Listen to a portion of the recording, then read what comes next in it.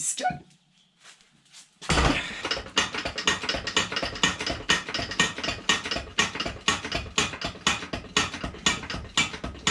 Cette boîte de vitesse, c'est une CDA, donc Golf 3 GTI 16, et elle est morte.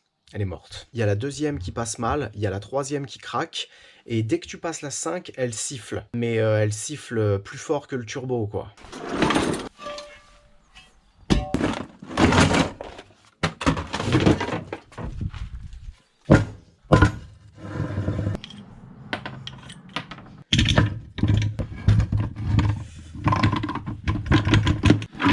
Ça, c'est une boîte CYP qui vient de mon ancienne Golf 3 TDI 90. Paix à son âme.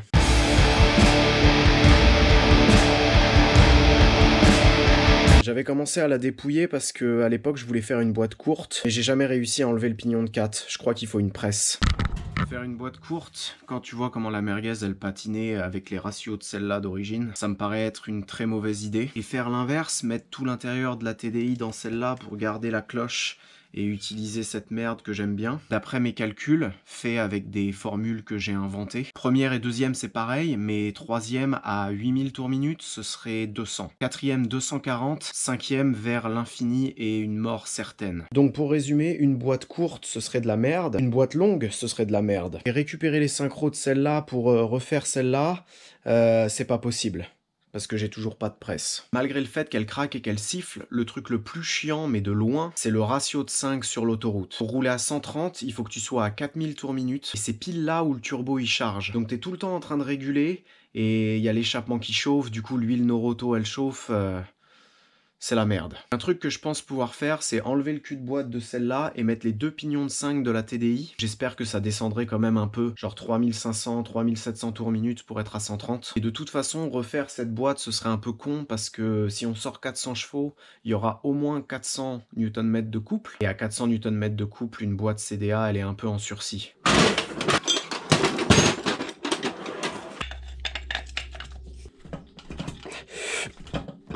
C'est qui le fils de pute qui a serré ça?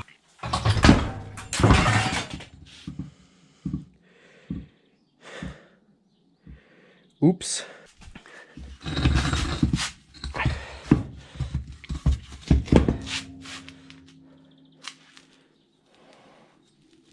Nickel.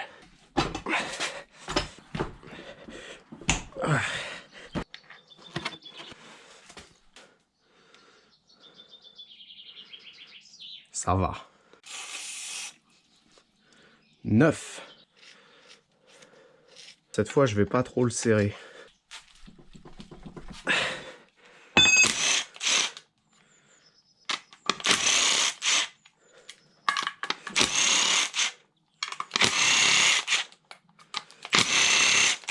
Faire gaffe à pas niquer le tout.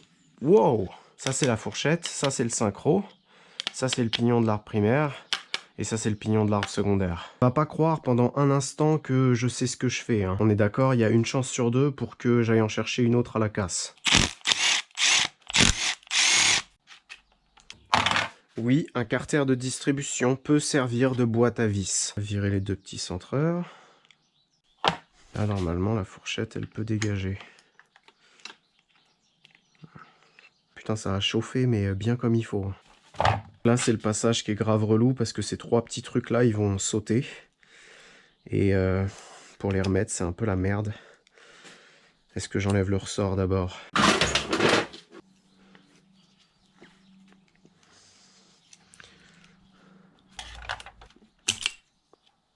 Une, deux et 3.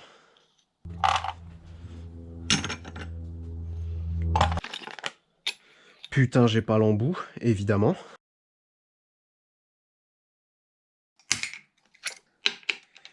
Yes. J'ai vu dans les commentaires qu'il y avait des gens qui demandaient c'est quoi ma péteuse. Ma péteuse, c'est une Milwaukee.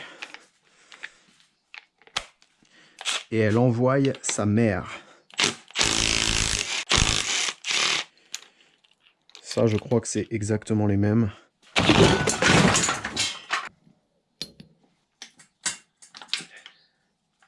Je suis pas sûr. Je suis en train de massacrer le synchro. Peut-être que c'est un plan A3 qui veut... Ce tournevis, il est trop petit, putain. Peut-être en explosant les carters. Il va me péter à la gueule s'il lâche.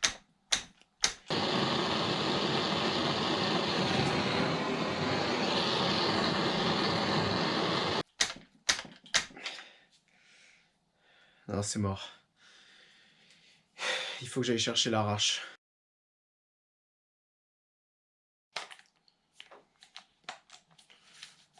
Allez, casse-toi!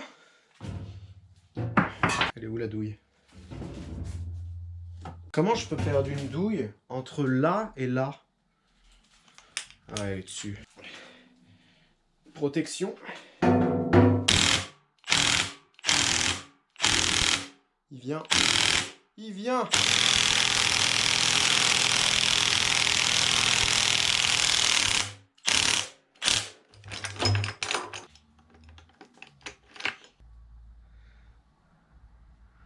Ok, le gros ressort, il est encore là. Le synchro. Et le pignon de 5. Oh merde. Oh, si tu veux un plan A3. Oh. Ah, ça, c'est le pignon du GTI 16. Et ça, c'est le pignon du TDI. Donc un peu comme une couronne de bécane, quoi. Plus tu mets une couronne petite, plus tu tires long. À voir ce que ça donne. Je pense que ça vaut quand même le coup de tenter. Pour savoir s'ils sont morts, tes synchros, faut que tu regardes les rayures ici. Et faut que tu regardes la gueule des dents qu'il y a à l'extérieur. Tu vois, celui-là, il a l'air complètement défoncé. Donc...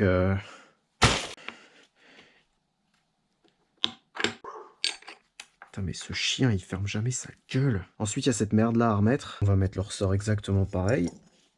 Il va falloir utiliser un petit peu de persuasion. Le putain de ressort. Ces machins-là, ils sont censés prendre les deux ressorts. Donc normalement, tu peux pas tirer dessus une fois qu'ils sont mis. Yep. Yep. Yep. Yep. Ouais. Lui aussi, il veut de la persuasion.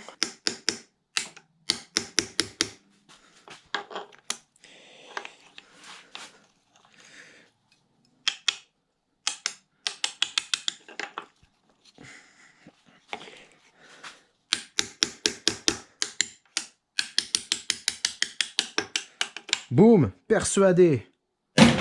Ça, on s'en branle. Ça, comme ça. Je suis désolé pour la lumière. J'ai perdu 4 heures à aller chercher l'arrache et les douilles de merde, donc il fait nuit. Moment de vérité. Ouh oui.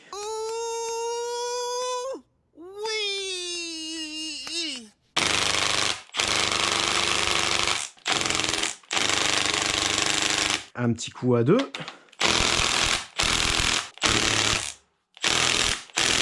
Et pour la route, un petit coup de gangbang interracial.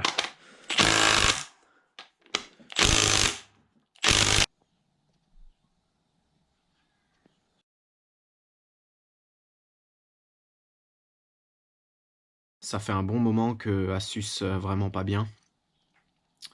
Mais là, perdre tout le montage comme ça, c'est la fois de trop.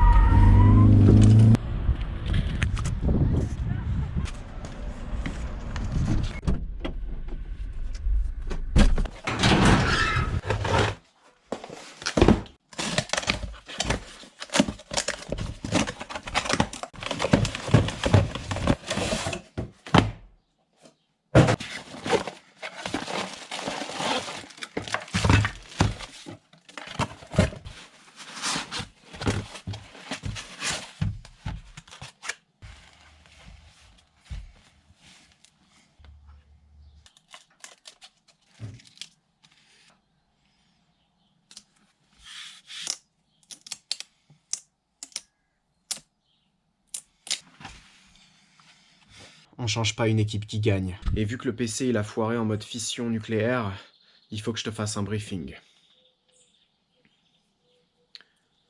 Quel manteau. J'ai mis le cul de boîte et j'ai foiré cette vis là. L'avantage avec l'aluminium, c'est que toutes les vis s'identifient comme des vis auto-perforantes. J'ai enlevé le truc d'embrayage à câble, vu qu'on va mettre l'embrayage hydraulique. Ce truc là il fuyait à mort depuis toujours. J'ai voulu mettre celui du TDI et je me suis rendu compte que là, normalement t'as un joint torique que j'avais évidemment pas mis. Du coup là il y est, j'espère que ça dégueulera un petit peu moins. C'était la première fois que je serrais un truc en plastique à la Milwaukee. Ça m'a beaucoup plu, ça m'a même donné envie de travailler sur une Renault. J'ai aussi changé le truc qui tient le sélecteur en place. Quand j'avais récupéré cette boîte, le truc d'origine il fuyait. Du coup j'avais mis celui-là, sauf que ça je l'avais pris sur une boîte qui était par terre à la casse. C'était pas le bon sur celui-là, tu vois, normalement il y a un clips, alors que d'origine sur celle-là il y en a pas. Et pour finir, j'ai fait la rénovation farine de blé performance, qui je le rappelle consiste à vider 4 à 5 bombes de dégraissant frein et ensuite dire à tout le monde qu'elle a été préparée par Don Octane.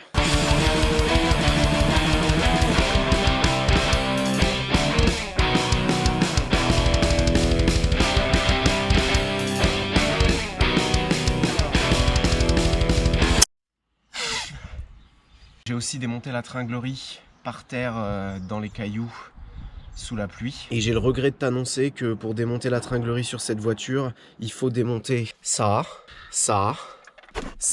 toute cette merde là, ça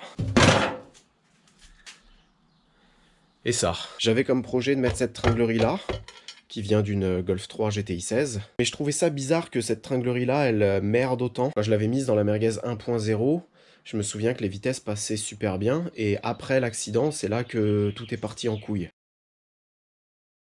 Du coup, j'ai enlevé le cache et j'ai trouvé ça à l'intérieur. Ce truc-là, c'est une butée qui va comme ça. Et c'est ça qui fait que quand tu passes la 1, la 3 et la 5, le levier, il va pas trop loin, tu vois. Et l'autre truc qui cassait les couilles, c'est que, tu vois, la marche arrière, elle a grave du mal à passer. T'es obligé de reculer le truc pour pouvoir l'enquiller ensuite. Celle-là, elle est dedans. Et en fait, c'est parce que ce truc-là, il touche dans la butée. Comme ça, tu vois. Moi, le réglage du câble, je le mettais à la moitié. Parce que je le mettais à la moitié. Sauf qu'en fait, si tu le mets à fond par là et que tu serres un petit coup de Milwaukee, ça décale le levier par là. Du coup, ça avance. Et là, maintenant, tu peux passer la marche arrière. Nickel. Cette merde ne touche plus cette merde. Et maintenant, si tu remets ce truc-là, toutes les vitesses passent super bien. Comme elle faisait avant, la marche arrière elle passe. Aïe! Et la 5e, qui est désormais bien longue et bien veineuse, tu peux lui mettre bien profond. Du coup, je vais remettre cette tringlerie là. Je vais en profiter pour démonter tout ce qu'il y a à démonter. Et ça veut dire qu'à la fin de la prochaine vidéo, je pourrai enfin remettre l'ABF semi-forgé dans cette poubelle. Comme le moteur, j'espère que cette boîte elle tiendra 5000 bornes. Malgré le fait qu'elle soit tombée de 1 mètre de haut. J'espère que ça vous a plu. Actionne cette putain de cloche. La suite, ça va chier.